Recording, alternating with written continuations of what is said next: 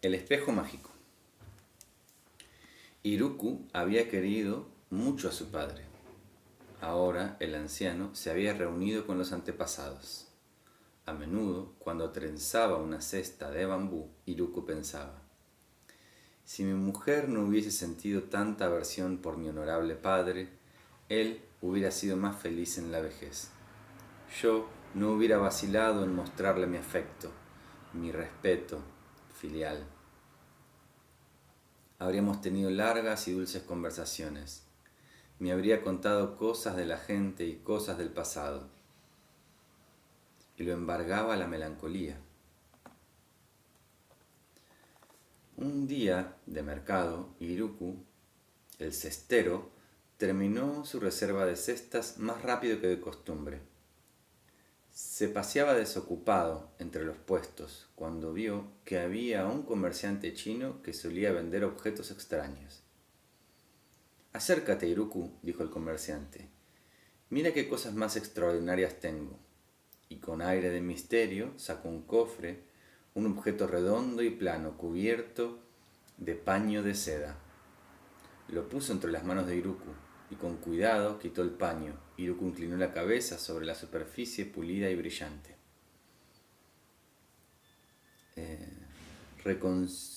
Reconoció en su interior la imagen de su padre, tal como la había visto en sus tiempos juveniles. Emocionado exclamó: «¿Este objeto es mágico?» «Sí», dijo el comerciante, «lo llaman espejo y es valiosísimo». Pero la fiebre poseía a Iruku. «Te ofrezco todo lo que llevo encima», dijo. «Quiero este espejo mágico y llevarme a casa la imagen de mi amado padre». Tras largas discusiones, Iruku dejó el puesto del comerciante, dejó ahí todo lo que había ganado aquella mañana. En cuanto llegó a casa, Iruku fue al granero y ocultó la imagen de su padre en un cofre. Los días siguientes desaparecía, subía al granero y sacaba del cofre ese espejo mágico. Se quedaba largos momentos contemplando la imagen venerada y se sentía feliz. Su mujer no tardó en darse cuenta de su extraña conducta. Una tarde, cuando él dejó un cesto a medio hacer, ella lo siguió. Vio que subía al granero, que buscaba en un cofre, sacaba un objeto desconocido y lo miraba largamente, adoptando un aire de misterioso placer. Luego lo cubría con un paño y volvía a guardarlo con gestos amorosos. Intrigada, esperó hasta que se fue. Abrió el cofre. Encontró el objeto, apartó el paño de seda. Miró y vio una mujer. Furiosa, bajó e increpó a su marido. «Así que me engañas yéndote al granero a contemplar a una mujer una mujer 10 veces al día, al granero». «Que no», dijo Iruku. «Yo te quería hablar de eso porque tú no apreciabas mucho a mi padre, pero lo que voy a ver es su imagen, y eso apacigua mi corazón». «Miserable mentiroso», vociferó la mujer. «La he visto con mis ojos». «Lo tienes escondido en el granero, es una mujer. Te aseguro que...». La discusión se fue envenenando y estaba haciéndose infernal, cuando llamó a la puerta una monja. La pareja le pidió que hiciese de árbitro. La monja subió al granero, volvió y dijo: «Es una monja». Toda la desdicha de los hombres proviene de que no vienen del mundo, sino en su mundo, dijo Heráclito. Toda la desdicha de los hombres proviene de que no viven en el mundo, sino en su mundo. El elefantito real. Cuento de origen indio.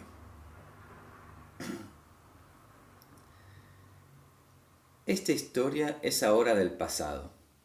Había un Maharaja que tenía una manada de elefantes.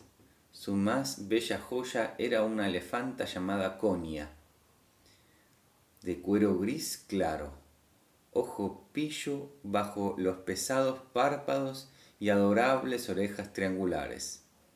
Konya había trabado lazos de amistad con su comarca, un niño llamado Shibi. Había que ver cómo la elefanta cogía al niño por la cintura con un solo movimiento de trompa preciso y dulce. Se lo montaba en el alto del cuello y paseaban. Cuando Shibi le rozaba brevemente con sus dedos de los pies en la base de la oreja, Konya avanzaba dócilmente. Cuando le frotaba el costado de arriba, abajo del talón, ella reculaba. El ágil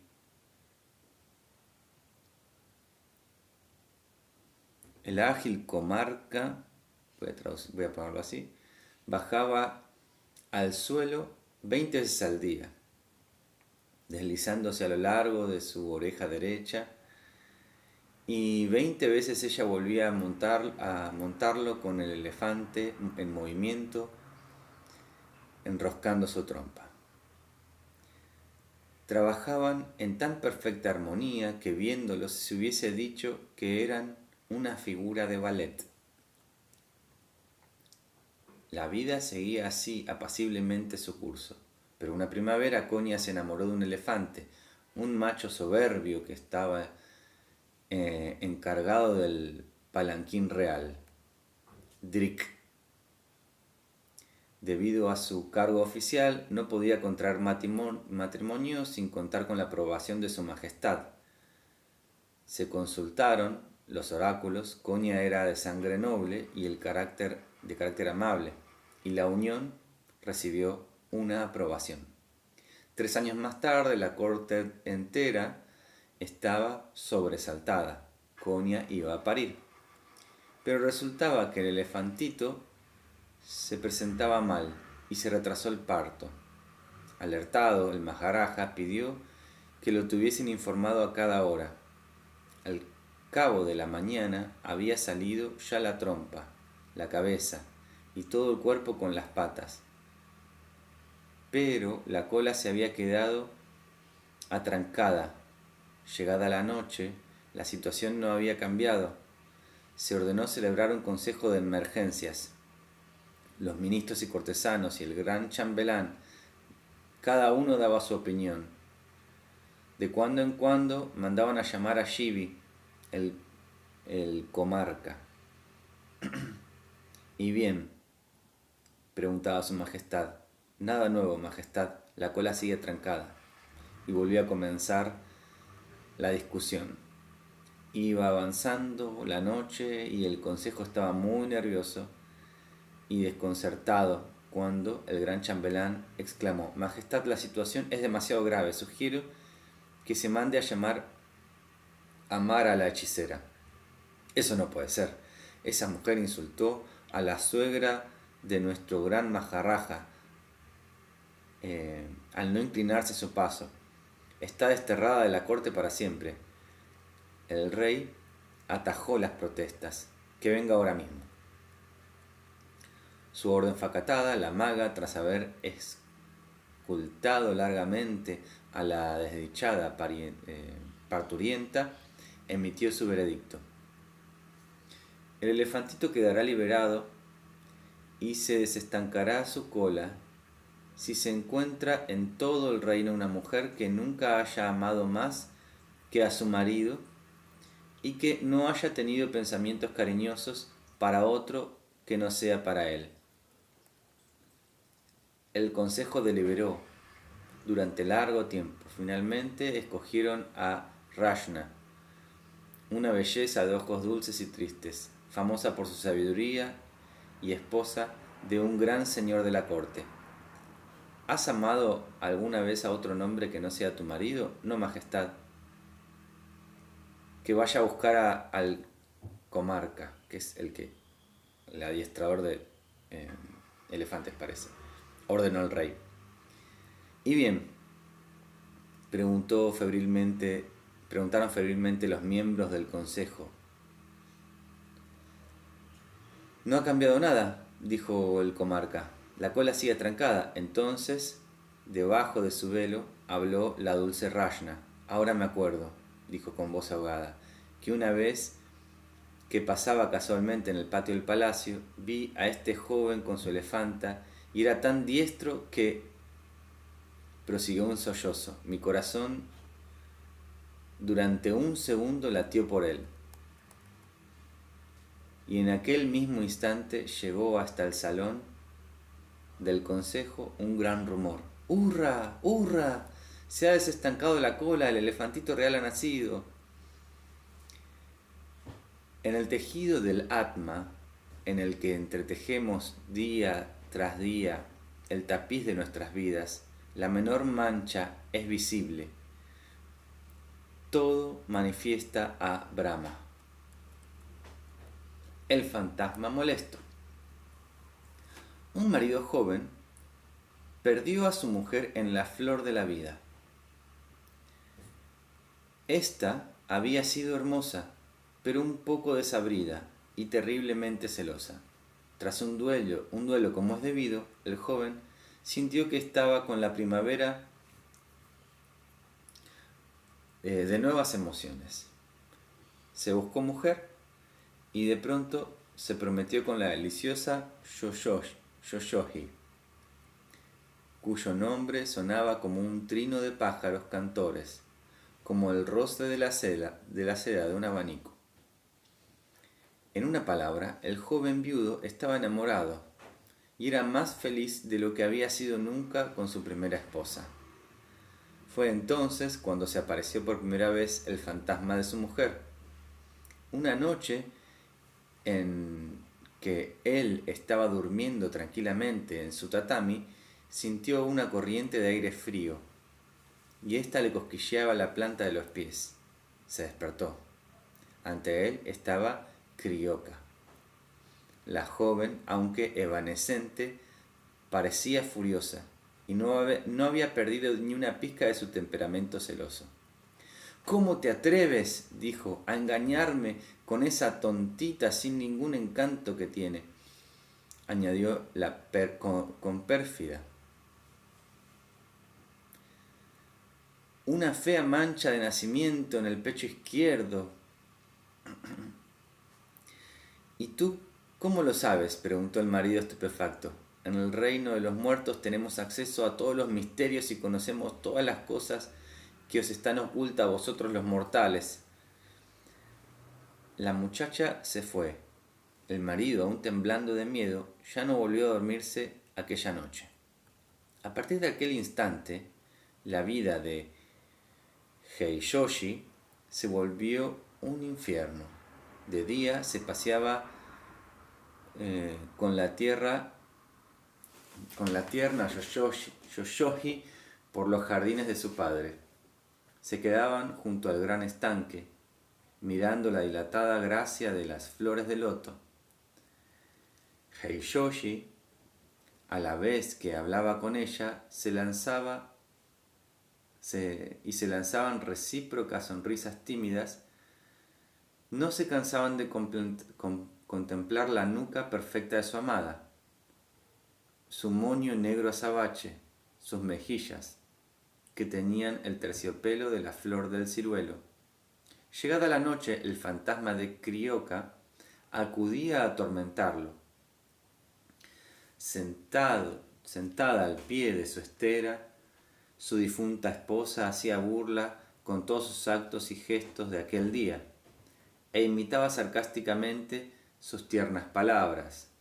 Le recordaban sus antiguos amores y le repetía: lo sé todo de ti, y ese saber te encadena. Tu vida es solo mía, mía. El desdichado, en el límite de sus fuerzas y casi a punto de perder la razón, se confió a un amigo que le aconsejó que fuera a consultar a un célebre maestro zen que llevaba una vida ermita en el antiguo templo Kennin-shi. El viaje resultó largo y difícil. Finalmente, Heiyoshi llegó a los pies de su maestro y le contó su infortunio. Tu mujer se ha convertido en un fantasma y lo sabe todo de ti. Sí, maestro. Ya sabéis, como ella vive en el país de los muertos, tiene acceso a esos misterios que se nos escapan a nosotros. Conoce el pasado y el futuro y se rebusca sin dificultad para conocer mis pensamientos. Ya veo, dijo el maestro, rascándose con el dedo del pie, rascándose el dedo del pie con un palito de bambú, pues había llovido y un poco de barro le había salpicado en los pies desnudos de las sandalias. Ya veo. ¿Qué tengo que hacer, maestro? Eres joven, Heiyoshi. Tu corazón es nuevo y tierno. Tiene fácil asegurarse el tener un poder sobre ti. Te voy a ayudar. El joven viudo se deshizo en agradecimientos y dijo: seguiré vuestros consejos, maestro. Me ajustaré a ellos, punto por punto. No tenéis más que indicarme el camino. Cuando el fantasma de tu esposa aparezca, confiésale humildemente tu ignorancia. Alaba sus asombrosos conocimientos. En una palabra, halágala y proponle un trato. Si puedes responder a una última pregunta, estaré definitivamente convencido de tus poderes sobrenaturales. Renunciaré a Yoyoshi, que no es más que una simple mortal, y seré fiel esposo tuyo para siempre. ¡Ay!, exclamó Heiyoshi. Ganará ella seguro. Lo que no sabe lo adivina. Nada de lo que yo hago o pienso está oculto en ella. Sigue mi consejo, dijo con cierta dureza el maestro. O si no quieres escucharme, vete. Heiyoshi, turbado, azorado, aceptó. Os obedeceré, maestro. Toma en tu mano derecha cerrada un buen puñado de granos de soja y pregúntale cuántos hay. ¿Y ya está?, preguntó Heiyoshi. El maestro Zen respondió. Se había puesto en zazen y estaba meditando. Ya no respondía. Silencio. Heiyoshi volvió a la casa. Aquella misma noche volvió a aparecerse su mujer. «Has ido a visitar a un maestro Zen», dijo riendo sarcásticamente. «¿Te creías que no lo sabía? ¿Pensabas que te me podías escapar?» Heiyoshi metió la mano entonces en la pila de soja, tomó un buen puñado y se presentó con su mano cerrada. «¿Cuántos granos hay?», preguntó. El fantasma Krioka se disipó en el aire y no volvió a aparecer nunca más. Basta poca cosa, una pizca de sentido común, una pregunta clara, una risa, para desarbolar a los falsos gurús que manipulan a las almas simples, a los espíritus sensibles o frágiles, envolviéndose de sombra y de misterio. Unos cuantos granos de soja y se esfuman los fantasmas.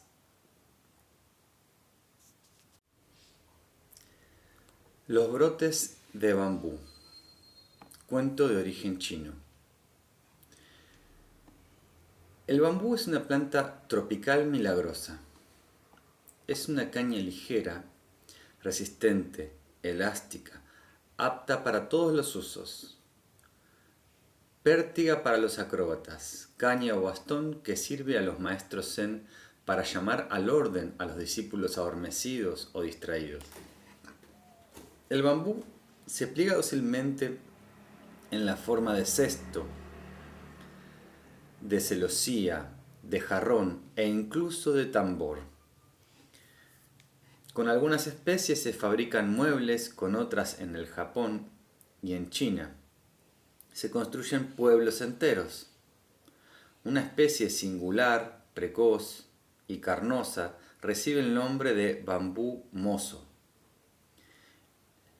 El nombre lo debe a un tal mozo que vivía en la China, en la región de Qianjia, del antiguo reino de Wu, en el siglo III de nuestra era.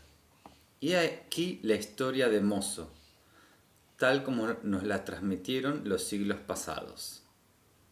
Mozo, huérfano de padre, vivía solo con su madre, a quien profesaba una gran piedad filial. Empleado de obras públicas, era un escriba modélico que caligrafiaba de maravilla y todos lo apreciaban por su modestia y su celo. Durante sus horas de escueto iba por el campo para recoger una especie de bambú particular cuyos brotes grandes y tiernos constituyeron un manjar refinado. A su madre la chiflaban. Llegó un momento en que su madre ya no podía tomar una sola comida en la que el primer plato no fuesen los brotes frescos de bambú. Mozo corría por los campos y bosques en invierno y verano para ofrecerle a sus madres sus brotes de bambú preferidos. «Ah, hijo mío», exclamaba la señora, «no sé qué haría sin mis brotes de bambú. Ya no me gustaría otra cosa desde la muerte de vuestro padre. Creo que me moriría sin ellos». Y Mozo corría por el campo, exploraba las campiñas, los prados, las lindes de los bosques, y todos los días traía para su madre los brotes de bambú que tanto le gustaban. Pero resultó que aquel otoño, en el reino de Wu, el invierno fue excepcionalmente riguroso. Nevó en abundancia. El suelo estaba helado. Mozo corría más que nunca por los campos y bosques. Descubría los brotes de bambú donde ningún otro hubiese encontrado nada. Los recogía bajo las acumulaciones de nieve, en lo más profundo de los bosques en todas partes. Pero una tarde volvió a casa con las manos vacías. Su madre se negó a comer. Los días siguientes, Mozo regresaba con las manos vacías y desesperado.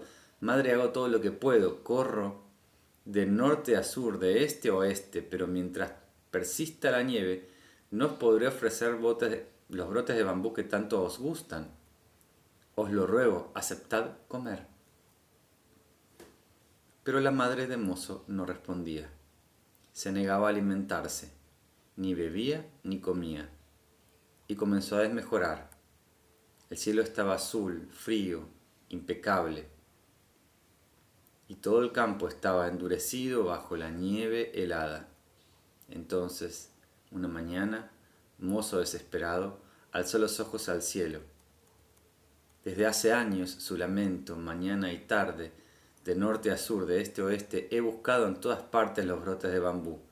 Ni un solo día se los he dejado de traer, para que no muera, y ahora ya no los puedo encontrar. Se retorcía las manos, apresurado, y dirigía la mirada al jardín que tenía delante de la casa, a la nieve fría e indiferente, y a su sudor. En aquel momento en que estaba de rodillas implorando al cielo, distinguió en medio de la blanca alfombra de brotes violáceos que emergían de la nieve 3 brotes de bambú. Los tomó y se los llevó a su madre. Ella los comió y bebió, y salvó su vida. Desde entonces, tanto en China como en Japón, aquel bambú recibe el nombre de bambú mozo. Es el símbolo de la piedad filial. Buda está presente tanto en un brote de bambú como en la inmensidad del cielo. Su frescor, olvidarlo es imposible. Los bambúes de este año, Ryokan. Gobuki y el dragón. Todos los países, todas las civilizaciones y cada una a su manera narran la misma historia del héroe y el dragón. Es el combate mítico del bien y el mal, de la juventud y el valor derribando al monstruo abominable, del justo aplastante a la tarasca. El Zen recoge, a su vez, el mismo tema milenario, pero lo trata de otro modo. Había una vez un joven, pobre y bien formado, que era famoso por su valor. Por aquel entonces vivía en la montaña una especie de ogro, un monstruo que impedía el paso aterrorizando a los viajeros. Los campesinos, cuando anochecían, narraban sus horribles estragos. Nadie conocía su aspecto, pues nadie había regresado vivo de la montaña. Gobuki dijo que iría a enfrentarse con la bestia. Trataron de disuadirlo. La muchacha que lo amaba lloró y lo abrazó, pero nada hizo vacilar su determinación y su valor. Los campesinos más juiciosos le proporcionaron armas, un palo y una horca. El señor del lugar añadió a ello una lanza y una espada, y un soldado le dio una pesada pica. Así armado, Gobuki se fue solo a la montaña. Caminó durante 3 días y finalmente, a la mañana del 4.º día, se presentó solo ante la caverna en la que vivía aquel monstruo. Este salió enseguida, rugiendo y echando fuego por la boca. Verlo era horrible, pero Gobuki, notablemente plantado, no retrocedió ni un paso. Se quedaron así unos instantes, mirándose fijamente. El tiempo parecía haber quedado en suspenso, a la espera del drama. Finalmente el monstruo exclamó: ¿Por qué no sales huyendo como los otros? No tengo miedo de vos, dijo Gobuki. Te voy a devorar, rugió el monstruo. Si queréis, mirad, pongo mis armas en el suelo, el palo, la horca, la lanza, la espada y la pesada pica de soldado. Sé que no me tocaréis.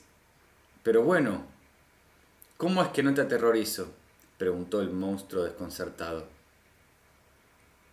Yo soy el Atma, soy la realidad universal. Yo soy eso. Tatuam así. Si me devoráis, es que estáis loco, pues os devoráis a vosotros mismos. Somos uno, pero, por favor, si queréis hacerlo, estoy a vuestra disposición. El monstruo anonadado exclamó: No comprendo nada de lo que dices, pero contigo todo se vuelve demasiado complicado. Los otros huyen aullando de miedo. Yo los persigo, los mato y los devoro. Es todo muy simple, pero ahora no sé qué tengo que hacer, y al fin y al cabo prefiero abstenerme. Creo que mi estómago no resistiría a un ser tan raro como tú. Por favor, coge tus armas y vete. Y el monstruo, asqueado y triste, se retiró a la caverna. Fin de la historia. Oshokun, la bellísima.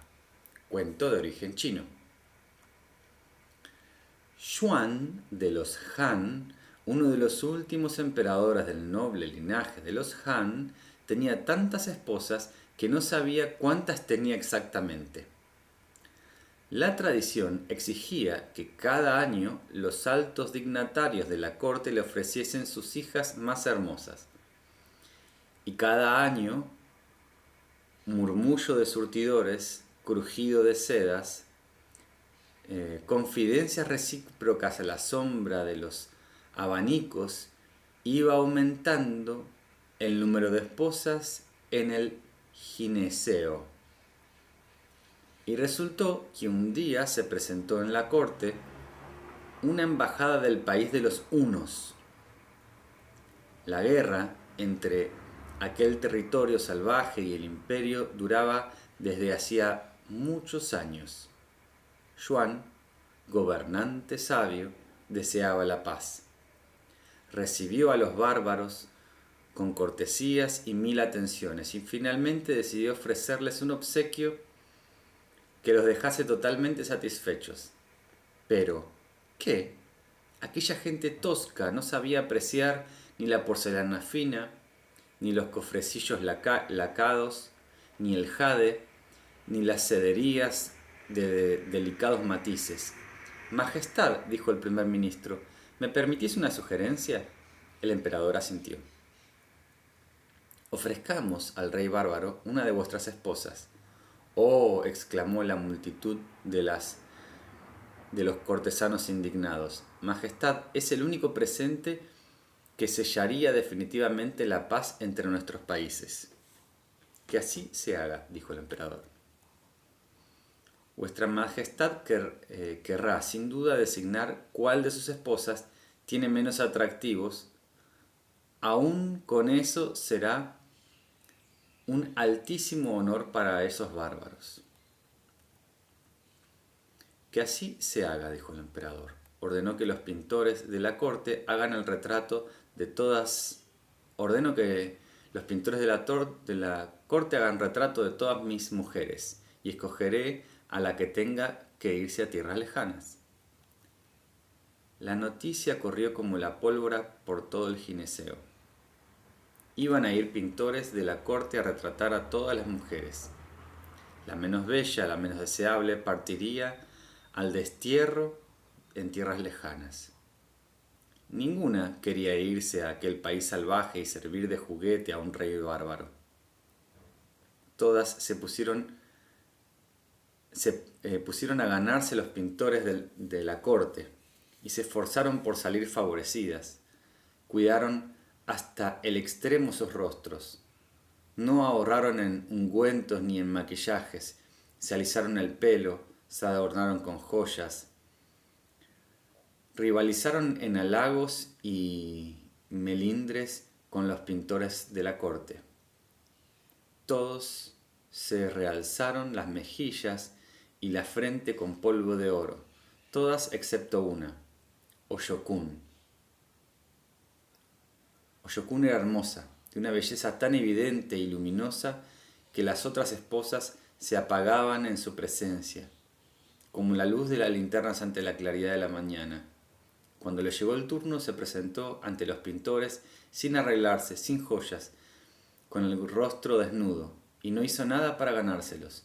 Los pintores, sintiéndose vejados por su indiferencia, le añadieron algunos rasgos toscos que afeaban maliciosamente aquel rostro maravilloso. El emperador recibió los retratos. Todos eran parecidos, excepto uno singularmente desnudo y sin arreglar. Designó a Oshogun e hizo partícipes de su elección a los emisarios extranjeros. Ordenó que notificaran a su regalo que estuviese preparada para viajar a tierras bárbaras. Pero aquella noche, antes de dormir, volvió a mirar aquel extraño rostro y le entró una duda, pero decidió no pensar más en ello. Es necesario que envíe un presente al rey bárbaro, se dijo, y puesto que tengo que sacrificar una de mis mujeres, más vale escoger a la menos arreglada, la más insensible a la vida cortesana. No obstante, a la mañana siguiente ordenó de repente a su chambelán que fuese a buscar a Oshogun, a quien todavía no había visto nunca y a quien quería conocer antes de entregarla a la embajada de los hunos. Entonces entró Oshogun en el salón del trono, como una caricia de la primavera, como un cerezo en flor era lo que aparecía ante los deslumbrados ojos del emperador. Allí estaba Oshogun, erguida, noble y bella, con una belleza inaudita que le atravesó el corazón. Ella permanecía con la mirada baja, sin hablar, y él la amó.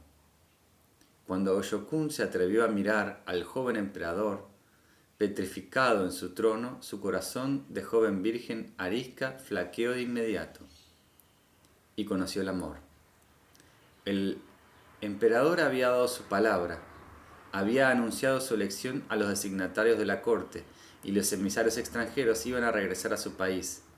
El destino estaba fijado. Así vivieron en la melancolía el resto de sus días, Oshokun, la bellísima, y su amado emperador. Así nos lo han contado entre las cosas del pasado. El Zen es originario de la India, donde llevaba el nombre de Dhyana. Su introducción en China se remonta al siglo VI. El 21 de septiembre del año 527 desembarcaba en Cantón un monje indio barbudo de ojos azules que intrigó bastante a los chinos. El emperador Liang Wuti era un hombre austero y probó, además de un ferviente budista. Al final de su vida pensó en hacerse monje. Mandó que acudiera a su corte de Nankín aquel nuevo profeta de extraño aspecto que afirmaba llamarse Bodhidharma. ¿Bodhidharma tenía ojos azules? Y lo recibió con signos de deferencia. Pero la doctrina tan simple y desnuda del monje lo desconcertó. Refieren este diálogo entre el emperador y Bodhidharma. Desde que empiezo mi reinado, he hecho construir muchísimos templos y copiar numerosos textos sagrados. Y he ayudado a muchísimos monjes. ¿Cuál es para usted mi mérito, el mérito que me he ganado? No hay mérito, respondió Bodhidharma. ¿Y por qué? La acción verdaderamente meritoria está llena de pura sabiduría. Bodhidharma abandonó rápidamente la corte y se dirigió al norte. El emperador no lo retuvo. Bodhidharma terminó instalándose en el país de Wei, en el célebre monasterio de Shaolin. Cuenta la leyenda que murió a la edad de 50 años y fue enterrado en la montaña de Honan. Y cuenta que, al abrir su tumba un siglo más tarde, la encontraron vacía, que no quedaba de él más que una sandalia. Las enseñanzas de Bodhidharma, que simplificaban y purificaban el budismo, tomaron en China el nombre de Chan. Un discípulo, Tan Lin, las escribe así: los sabios no escatiman ni en su cuerpo, ni sus bienes, ni nunca se descansan de ser generosos. Son independientes y carecen de apego. Ya no se dejan engañar por las apariencias, y al practicar las 6 perfecciones, no se sirven de ninguna. De este modo, sin pensar en ello y sin atribuirse ningún mérito, viven en el amor por toda criatura, serenos, unificados, en armonías con el Dharma. En el siglo XII, un monje budista japonés llamado Eisai descubrió el Chan en un viaje para estudiar en la China. Entusiasmado, lo importó al Japón, donde se implantó y se difundió con el nombre de Zen. En nuestros días, el Zen invadió Occidente. Así, atravesando las épocas y las civilizaciones, adaptándose a otras prácticas y a otras costumbres, el Zen es la cuchilla desnuda, esa llamada o lo esencial, ese resonar de lo absoluto. Pasa, libre, insolente, gozoso, enigmático y fascinante. Es siempre ese camino que va, que simboliza la sandalia que encontraron en la tumba vacía de Bodhidharma. Esta breve nota histórica me ha parecido necesaria en este punto del libro porque, querido autor, permítame que le interrumpa. Más bien, me ha parecido incongruente. Aún no nos encontramos bajo el encanto de la bella y desdichada Osho-kun. Conmovidos por esa historia de amor, me permito recordarle, sin embargo, que se trata de un cuento zen. ¿El zen significa aquí algo? Ya sabe usted que una historia zen no tiene ni explicaciones ni moraleja. Se nos entrega en bruto. Somos nosotros los que tenemos que meditar, que promulgarla,